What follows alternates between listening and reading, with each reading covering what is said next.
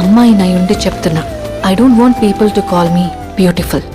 దాని బదులు నీది కష్టపడే తత్వం, నీలో కరుణ ఉంది, నీకు ధైర్యం ఎక్కువ, నువ్వు తెలివైన దానివంటే నాకు సంతోషం.